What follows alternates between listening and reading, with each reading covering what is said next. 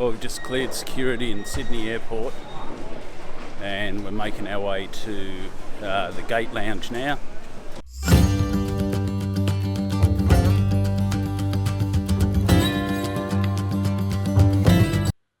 If you enjoyed this video, please subscribe to our channel. Click on the bell notification, and that way whenever we post a new video you'll get notified. Give us a thumbs up if you like it, and if you have any questions, post them in the comments section below. We had a great week this week, and we're going to talk a little bit about how you can stay in ketosis whilst travelling. We've got the official weigh-in, of course, which we do on a weekly basis, and this week we've got a recipe. We're doing a ketogenic pizza, which was absolutely delicious. So we visited 3 separate states this week, and obviously we ate out the entire time. We were either in restaurants or room service from the hotel, and we stayed in ketosis all the way. 2 of those days was very simple. I've actually been fasting up to 24 hours, and whilst I was away for those 4 days, on this occasion I fasted for nearly 48 hours. So I had nothing except water. And on the other occasions, we had steak in a salad or fish in a salad. And essentially, I only had 1 meal away whilst I was away. I wasn't hungry at all. Blood sugar was good, stayed in ketosis. And for me, on my first trip away since going into ketosis on the ketogenic diet, this was an easy way to stay in ketosis. One thing I can tell you though, despite ordering just a regular garden salad with some olive oil on the side, the salad turned up with the dressing on top, and the first mouthful I could simply taste the sugar in it. And I've never tasted sugar in salad dressing before, but I suppose that's what happens when you haven't eaten any sugar for quite a few weeks now. So I simply asked them to take it away and bring me back a salad with some olive oil on the side. So you do have to be careful. I feel great on this diet. You know, I've got more energy, I'm chirpier, I'm well and truly back into my gym regime now, and I personally haven't experienced any of the negative symptoms some people report, like the keto flu or a few headaches or just feeling down and not much energy. I feel absolutely fantastic. So for me, this diet is working well, it's easy to stick to, and yeah, I feel great. Well, I promised that I'd show you the odd recipe or two. I'm not the world's greatest cook, but this is a favourite of mine. We're going to make a ketogenic pizza here, and this pizza to me tastes like any regular pizza.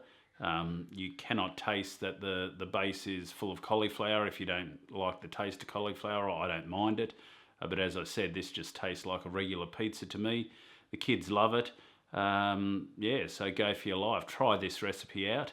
I'll leave a link in below where I got the original recipe from, but there's plenty all over the internet, and you'll just have to try one that works for you. Okay, here we are today, and as promised, I'm going to show you a few of my favourite keto recipes, and this is the top of the pops.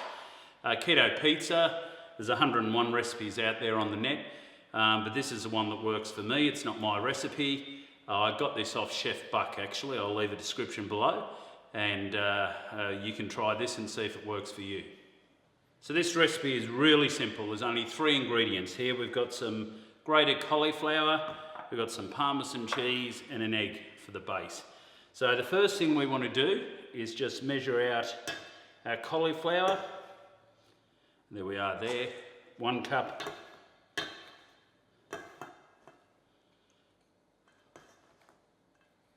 Two cups.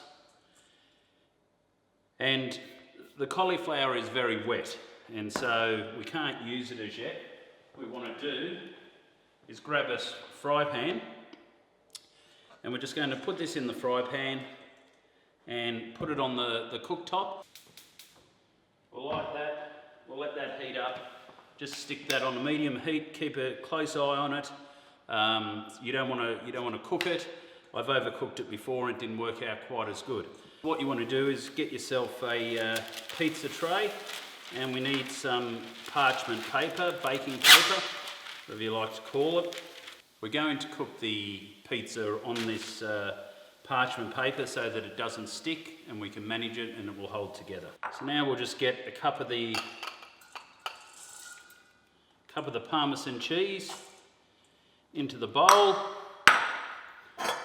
1 egg. And we'll just whisk that egg, and now we'll mix the egg into the cheese. Okay, so once you've got most of the moisture out of your cauliflower, this one's probably a little bit overdone, to be honest. However, pour that into your mixture of cheese and egg and just give that a good mix.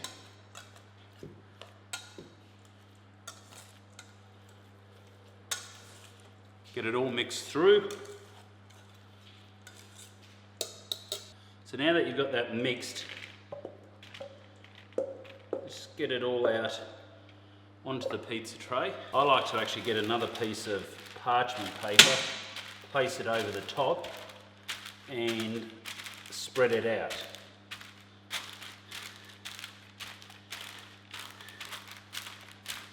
Now you can make this as thick or thin as you like. It's whatever your preference is.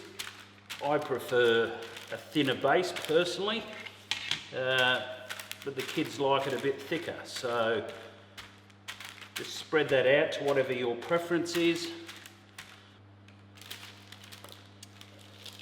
And there you go. That's what it looks like in the tray. We're just going to push the edges in a bit because they tend to get very thin and burn. Okay, so there we go. There it is. So we'll just pop this into our preheated oven at 200 degrees. Okay, now's the fun part where we get to put the toppings on. So I'm just going to get a little bit of tomato paste here. I normally do this with a thinner tomato sauce, but we're out of it. The tomato paste can be a bit concentrated.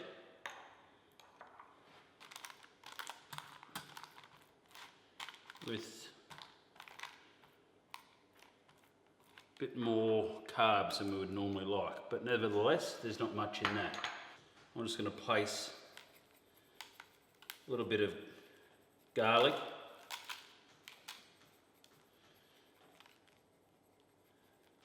Again, you know, put on whatever toppings you like. This is no fixed recipe.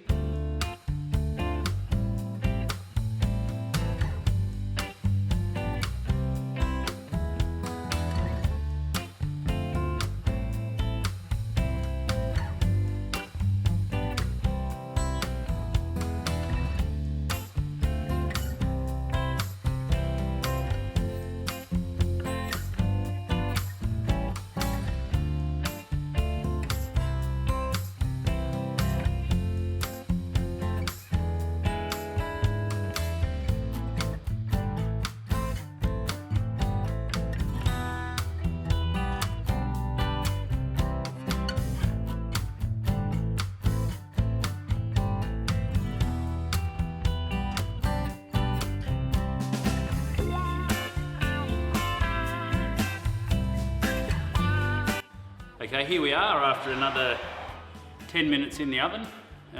There you go. I can tell you if you were here, it smells great.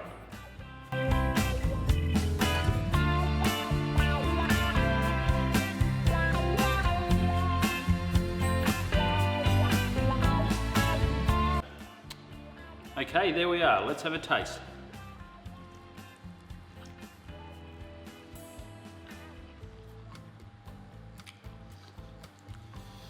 Tastes just like a normal pizza. We've got a lot of toppings on this one, obviously, but it's crunchy, holds together, it's not falling apart. So I can tell you that tastes just like a normal pizza. You would not know the difference. Absolutely beautiful. Well, as promised, we've done our weigh-in, and our starting weight from last week was 127.5. And our official weigh-in today is 124.7 kilograms.